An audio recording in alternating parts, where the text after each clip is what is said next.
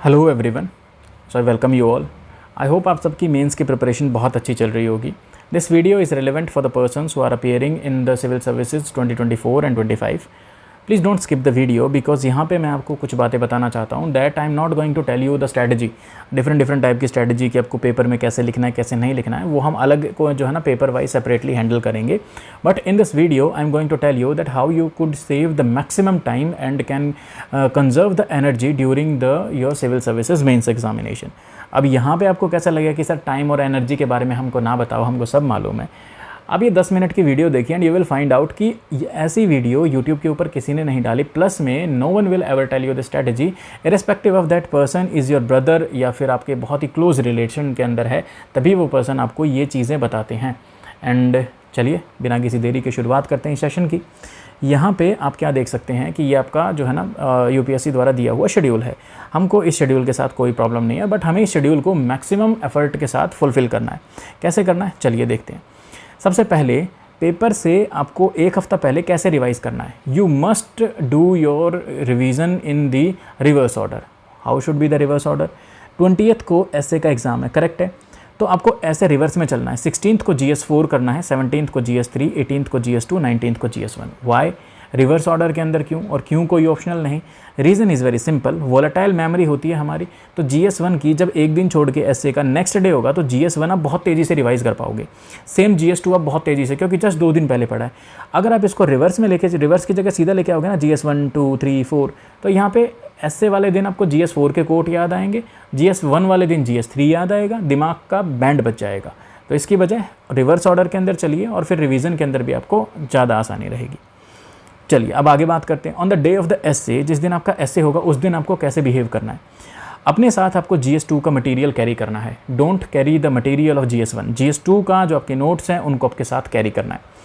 क्यों कैरी करना है भाई? ऐसे तो जो है ना पेपर तो ऐसे का है, डेफिनेटली ऐसे का भी मटेरियल आपको कैरी करना है, बट GS2 का भी जो आपके नोट्स हैं वो कैरी करने हैं। क्यों, मैं बताता हूँ। जिस दिन आपका ऐसे है उस दिन जब आप आएंगे एग्जामिनेशन हॉल के अंदर, तब आप ऐसे ही पढ़ते आइए, there is no doubt about that. आप उसको पढ़ते आइए, ऐसे के बारे में ही पढ़िए। जब आप वापस जा रहे होंगे तब आपको क्या करना है, वापस जाते हुए ट्रैवलिंग के अंदर आपको GS2 का मटेरियल पढ़ना है। 20 to 30% आपको GS2 कंप्लीट करने की कोशिश करनी है। अपने साथ उसी समय जाते हुए रास्ते पे जो भी आपकी शॉप मिलेगी वहाँ से आपको अपने साथ या तो स्टिंग या फिर रेड बुल या जो भी आप एनर्जी ड्रिंक लेते हैं उसे ले लीजिए। वाई? क्योंकि ये आप नेक्स्ट डे यूज़ करोगे। नेक्स्ट डे यूज़ करने का बेनिफिट क्या होता है? Let me tell you this. When I was appearing in the examination then I have seen lot of students जो पेपर से निकलने के बाद, ये उनका स्कूल है और कई बार यहाँ पे शॉप होती थी, तो वो 10 मिनट तक चल के जाते, 10 मिनट तक चल कर आते हुए 20 मिनट्स अपनी जो है वो वेस्ट कर रहे होते। बट डिस्पाइट ऑफ दैट मैं 20 मिनट्स को लेके बहुत कंजर्व रहता, मतलब 20 मिनट्स को भी बहुत फ्रूटफुली यूटिलाइज़ करता। तो इसको आप जाते समय ही परचेज़ कर लीजिए, जहाँ पर भी आपकी शॉप है, जहाँ पर आपको मुड़ना नहीं पड़ता, जहाँ पर आपको टाइम वेस्ट नहीं होता, सीधी बात। और अभी गर्मी का ज़्यादा टाइम भी नहीं है, तो वो ऐसी भी बात नहीं है कि स्पॉइल हो जाएगी या कुछ भी हो जाएगी। एंड इन एंड हमें क्या चाहिए? कैफीन चाहिए, दैट्स इट। ठीक है, तो इसको अपने साथ लेके जाइए। देन जब आप एसए का पेपर देके बाहर जा रहे होंगे, सीधा सीधा घर पे मत जाइए। वहाँ स्कूल के आसपास के अंदर वहाँ देखिए कि बैठने की जगह कौन सी है, क्योंकि जो 9 से 12 के बाद जब आपका ब्रेक चलता है 12 से 2 बजे तक का, ठीक है, तब वहाँ पे आपको बैठना पड़ेगा। और उसके लिए आपको देखना है कि कौन सी ऐसी जगह है जो पीसफुल और काम है, बिल्कुल पास में है, और मैं कहाँ पर बैठूँगा या बैठूँगी। तो ये अपना प्लेस जो है ना पहले से चेक कर लीजिए। It must not be more than 5 minutes away from the school. 5 minutes की रेंज के अंदर ही होना चाहिए। Go and find out that place on the very day of the essay. ठीक है, अब फिर आपको घर जाना है। घर पे जाके GS2 को ही पढ़ना है और GS2 को 50% कंप्लीट करना है, मतलब 50% और पढ़ना है अप टू द 5 PM, 5 बजे तक। अब क्यों मैंने बोला 5 बजे तक, यहाँ पे GS1 क्यों नहीं बोला? 30% ये और 50% ये, आप 80% GS2 को कंप्लीट कर चुके हैं। और क्योंकि आपने जस्ट 2 दिन पहले ही GS1 को कंप्लीट किया है, तो अब आप यहाँ पे 5 बजे के बाद अब पूरा GS1 पढ़िए, पूरे मज़े से पढ़िए, 11:30 बजे तक पढ़िए, अगले दिन सुबह उठ के फिर GS1 पढ़िए। ठीक है, अब जब आप नेक्स्ट डे GS1 वाले दिन आएंगे तो सुबह सुबह आपके बैग के अंदर क्या होना चाहिए? GS4 का मटीरियल होना चाहिए आपके बैग के अंदर, प्लस में आर्म्स एंड एमिनेशन, मतलब आपके साथ वो पेन वगैरह सब कुछ, प्लस में जो भी आपकी एनर्जी ड्रिंक है वो होनी चाहिए, आपका खाना होना चाहिए, और आपके साथ में एक न्यूज़पेपर होना चाहिए। Why the newspaper? पुराना न्यूज़पेपर भी चलेगा। रीज़न इज़ दिस, जब आप स्कूल के आसपास में किसी ज़मीन के ऊपर बैठोगे ना, या कोई ऐसी पेड़ के आसपास वाली जगह होगी, तब वहाँ पे आपको साफ़ करने में टाइम ना लगाना पड़े, सीधा बैठे और अपना जो है ना न्यूज़पेपर ओपन किया, उसके ऊपर बैठे आराम से पढ़ना शुरू और खाना शुरू, पढ़ना शुरू, खाना शुरू, ऐसी चीज़ आपको करनी है, राइट। तो ये सबसे पहली बात आपको ध्यान में रखनी है। देन दूसरी बात, यहाँ पे आप GS4 का मटेरियल अपने साथ कैरी करके लेके आए। पूरा मॉर्निंग के अंदर आप GS1 पढ़ा, खूब आराम से एग्जामिनेशन हॉल के अंदर गए, GS1 पढ़ा। ब्रेक के अंदर अब आपका 80 और मतलब ये मान लो 80% तक आपका GS2 कंप्लीट हो चुका है। अब आप जो है ना ब्रेक के अंदर नेक्स्ट 20% कीजिए, प्लस पूरे को एक बार आंखों के सामने से निकाल लीजिए, ठीक है। तो जो ब्रेक होगा, ब्रेक के अंदर 10 मिनट के अंदर कोशिश कीजिए पूरा लंच आप निपटा दें। और यहाँ पर आपको एनर्जी ड्रिंक या स्टिंग वगैरह जो है वो नहीं पीनी है। Reason is this, in energy drinks को इफेक्ट के अंदर आने के लिए 30 मिनट्स के आसपास का टाइम लगता है। अगर आप पहले ही पी लोगे तो पेपर से पहले ही ये काम करना शुरू कर देगी। लेकिन हमें क्या चाहिए कि जब हम एग्जॉस्ट होने वाले हों तब ये बूस्ट करे। अब इसके लिए क्या है, जैसे ये आपका स्कूल गेट है, ठीक है। स्कूल गेट के अंदर जब आप एंट्री लेंगे, जो लास्ट मिनट होगी ना एंट्री की, उसके अंदर आप एंट्री लीजिए।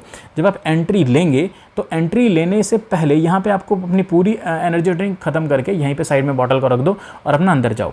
अब फिर जब आपका पेपर शुरू होगा तब आपकी नॉर्मल एनर्जी काम करेगी, और जब आपकी नॉर्मल एनर्जी डिक्रीज़ करेगी तब आपका कैफीन इंटेक जो है वो एकदम शूट करेगा, और फिर वो आपके दिमाग को एकदम 100% अटेंटिव कंडीशन के अंदर लेके जाएगा, और उसके बाद आप अपना पेपर बहुत प्यार से कर पाएंगे। अब आपने GS2 का पेपर जो है भाई बहुत अच्छे से कंप्लीट कर लिया, ठीक है। और यहाँ पे आपको क्या ध्यान करना है, दूसरी बात, आपको washroom just before the exam जाना ही जाना है, ठीक है।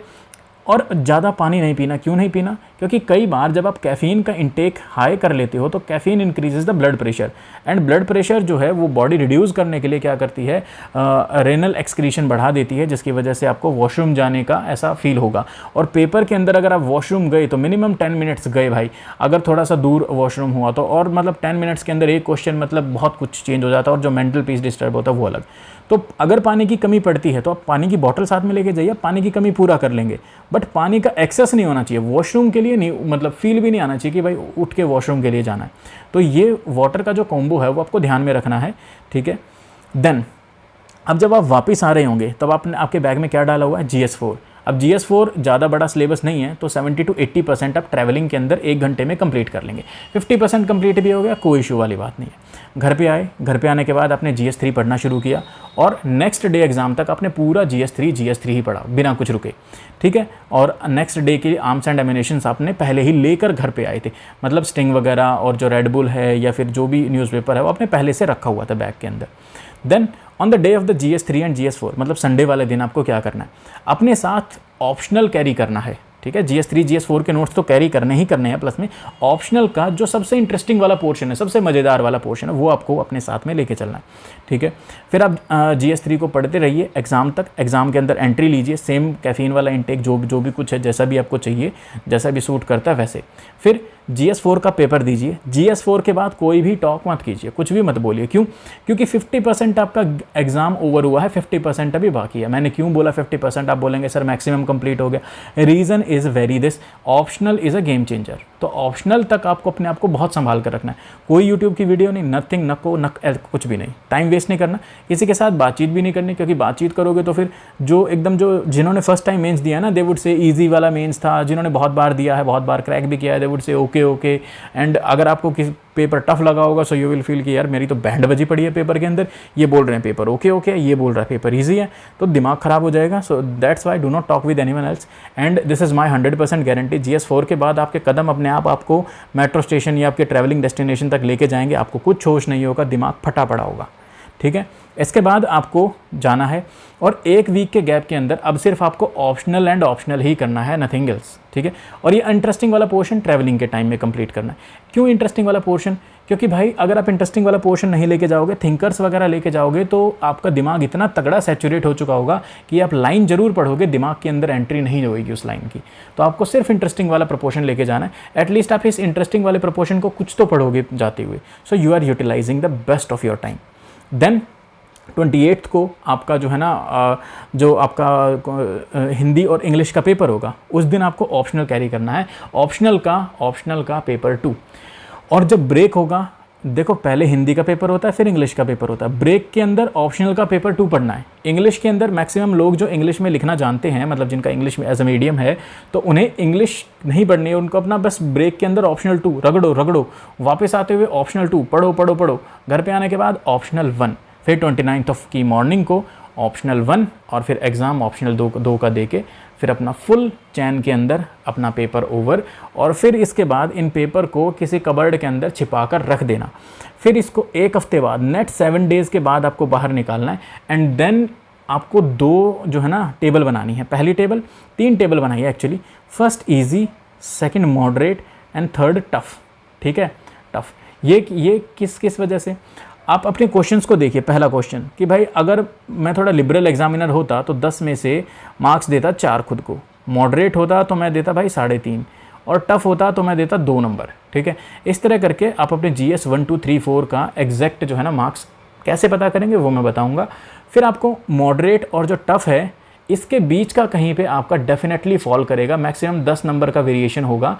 मतलब यहाँ पे सपोज आपके बन रहे होंगे मान लो 90 और इधर बन रहे होंगे 100, तो definitely you will get something around 96 और 95 के अराउंड में।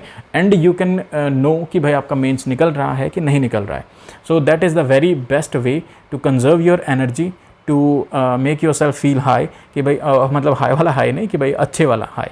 ठीक है, कि भाई हाँ हमारा पेपर क्रैक हो सकता है। And this is the strategy that I have used and you must use it, क्योंकि इससे जो है ना मतलब आपका टाइम भी बचेगा और बहुत सारी चीज़ें भी बचेंगी। एक चीज़ आपको ये भी ध्यान रखना है कि घूमने फिरने में टाइम नहीं लगाना है जो लंच ब्रेक होगा बीच में। इसलिए मैंने बोला पहले से अपना लंच वगैरह कैरी करके रखो। जहाँ पर गए बस बैठे 5 मिनट का वेस्ट सिर्फ वहाँ से वहाँ तक जाने का, और फिर वहाँ पर बैठे अपना जो भी खाना पीना है खाया पिया, everything is fine. I hope this video session has been a very fruitful to you. Plus मैं अभी जो है ना कुछ नेक्स्ट वीडियोज़ आने वाली हैं जिसके अंदर आई विल टेल यू ऐसे के अंदर आपको कैसे चीट कोड का इस्तेमाल करना है। GS 1 के cheat code, GS 2, GS 3, GS 4, ये आपके मार्क्स मतलब इतने ज़्यादा बूम नहीं कर देंगे कि भाई 200-300%, but they will make you feel confident. और मिनिमम आपका 10 मार्क्स जो है ना वो ये चारों जरूर जो है ना एनहांस करेंगे। और ये भाई देखो 10 मार्क्स लोगों के लिए बहुत कम होंगे, but those people who misses it by 2, 3, 4, 5 plus जो एक कॉन्फिडेंस बूस्ट भी होगा। And it would be a very smart strategy. थोड़ी सी चीटिंग होगी, थोड़ा सा और कुछ होगा। And soon we will meet in the next video. Have a nice day till then.